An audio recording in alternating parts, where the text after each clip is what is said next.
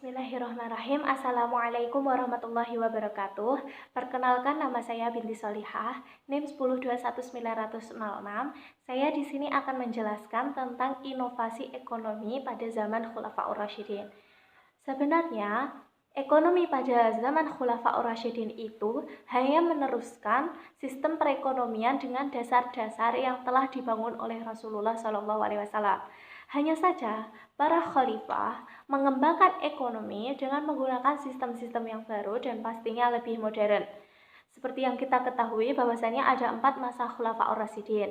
Nah, saya di sini akan menjelaskan sistem perekonomian pada 4 masa khalifah tersebut. Yang pertama yakni pada masa Khalifah Abu Bakar As-Siddiq.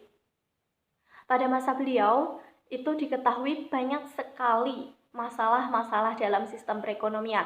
Salah satunya yakni banyaknya orang yang enggan membayar zakat.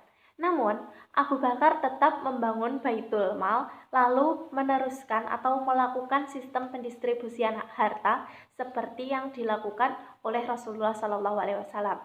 Abu Bakar sendiri adalah seseorang yang sangat menjunjung tinggi prinsip kesamarataan dalam ekonomi seperti yang diajarkan oleh Rasulullah.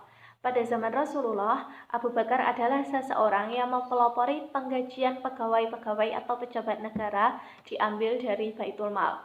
Adapun ciri-ciri ekonomi pada masa Khalifah Abu Bakar adalah yang pertama, menerapkan akad perdagangan sesuai dengan syariat. Yang kedua, menegakkan hukum. Jadi pada zaman Abu Bakar itu hukum sangat tinggi. Seperti beliau memerangi orang-orang yang enggan membayar zakat. Terus yang ketiga, barang tambang atau rikas seperti emas dan lain sebagainya itu dikelola dengan baik sehingga dapat menjadi pendapatan negara. Yang keempat, menetapkan gaji pegawai sesuai dengan karakteristik wilayah-wilayah kekuasaan masing-masing. Dan yang terakhir, Abu Bakar adalah seseorang yang sangat memperhatikan akurasi zakat. Jadi zakat yang telah didapat nanti dikumpulkan di Baitul Mal, lalu kemudian didistribusikan kepada masyarakat muslim.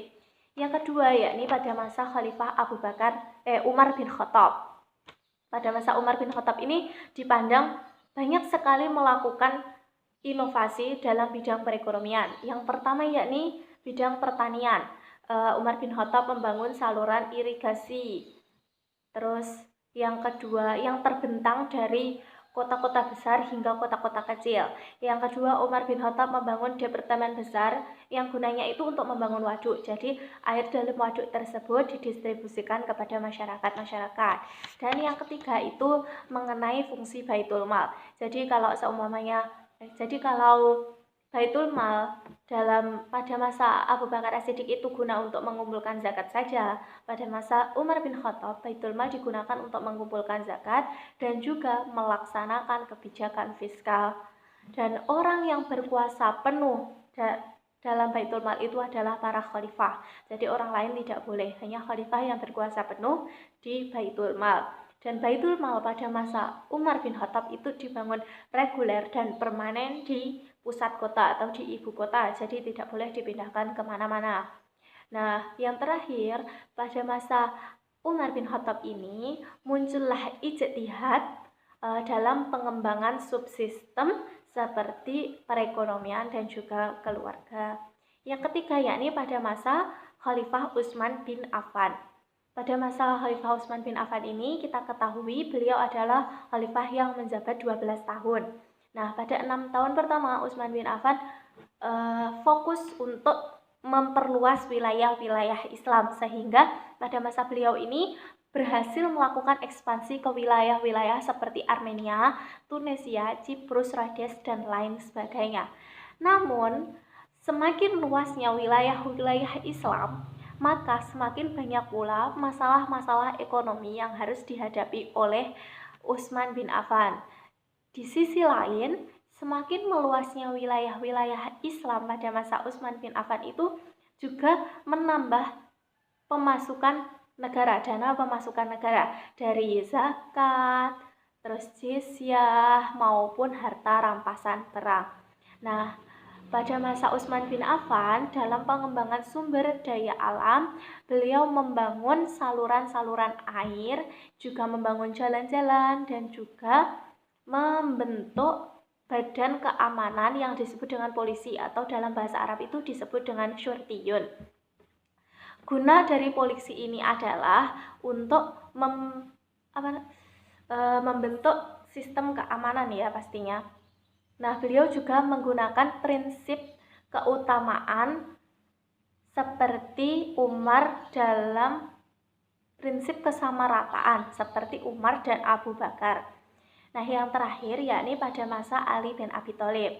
Pada masa Ali bin Abi Thalib ini beliau memiliki kebijakan-kebijakan di antara lain yang pertama beliau mengedepankan prinsip pemerataan atau kesamarataan dalam pendistribusian harta seperti yang dilakukan khalifah-khalifah sebelumnya.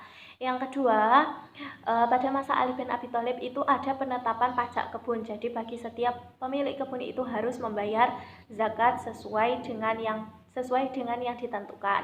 Yang kedua, adanya zakat dari sayuran-sayuran segar. Jadi setiap orang yang memiliki sayuran-sayuran segar itu dimintai zakat. Nah, yang ketiga, Ali bin Abi Thalib itu melakukan kontrol pasar. Jadi Ali bin Abi Thalib sering sekali berkeliling pasar, dan bagi pedagang-pedagang yang melakukan riba atau penimbunan barang atau pasar gelap dan lain sebagainya yang tidak sesuai syariah itu diberantas bersih oleh Ali bin Abi Thalib. Ali bin Abi Thalib juga membentuk aparat keamanan yang dinamakan polisi juga guna menangani, memperketat keamanan keuangan negara. Demikian presentasi atau penjelasan dari saya. Mohon maaf bila ada kata-kata yang kurang berkenan, dan terima kasih atas perhatiannya. Wa akhiran billahi taufik wal hidayah war ridha wal inayah. Wassalamualaikum warahmatullahi wabarakatuh.